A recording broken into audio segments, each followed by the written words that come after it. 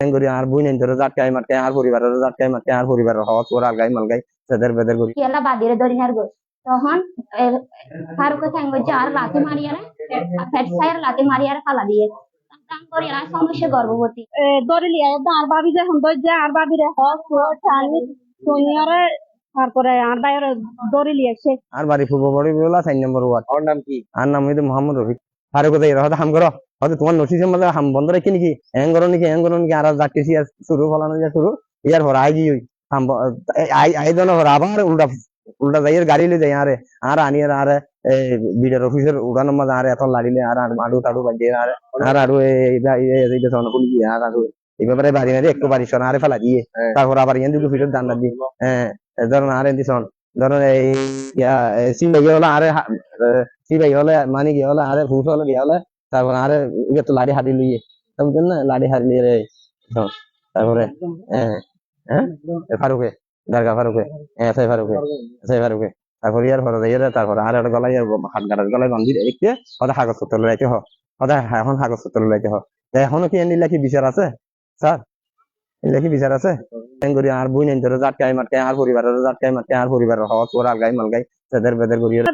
ধরে লিয়া আর ভাবি যখন ধরছে আর ভাবিরে হস চালি সোনিয়ারে তারপরে আর বাইরে ধরে লিয়েছে আজ যখন ধরছি আজ আমার যখন তুলে নি যার গই আর রাত মুসরে যখন পড়া আর সিনা আবার বড় আমি জি আর ফারুক ভাই ফারুক সিনা আবার আর বড় আমি যারা আরে বিডার অফিসার জি তো স্বামীর কেলান আর স্বামী অভিযোগ দিয়ে দেয় অভিযোগ তো লাগিয়ে এসেছে স্বামীর ধরে আর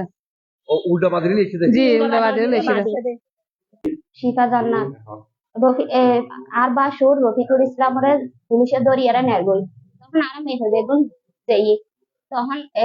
ফারুকুল এসে ফারুক যখন আর প্রতিবাদ করি বেগুনে মানে কেলা বাদিরে দরিয়ার গই তখন ফারুক ঠ্যাং হচ্ছে আর লাথি মারিয়ারে ফ্যাট সাইর লাথি মারিয়ারে ফালা দিয়ে দাম করি আর সমস্যা গর্ভবতী এত তার দাম করে পড়ে গই পড়ে গিয়ে তখন গই আর আয়ার উড়িন না পারি জালকলা আর দরিয়ারে আস্তে আস্তে হাসপাতাল নিয়ে আপনি বিভিন্ন জায়গায় খোঁজখবর নিয়ে আমার সম্পর্কে জানেন যে আমি কখনো টাকা পয়সা বা কোনো কিছু কারোর থেকে কোনো খোঁজ গ্রহণ করে কিনা আল্লাহ মাফ করুক। না না না না না এটা মিথ্যা কথা, সম্পূর্ণ এটা সঠিক না। যেহেতু যে কথা বলছে খুবই খারাপ কথা করছে, আমি ওসিকে বলে দিচ্ছি যদি এটা মানে এরকম ঘটনা ঘটে ওর তো পুলিশ তো দূরের কথা, ও দূরে থাকার কোনো অধিকার নেই, আমি ব্যবস্থা নিব। ঠিক আছে।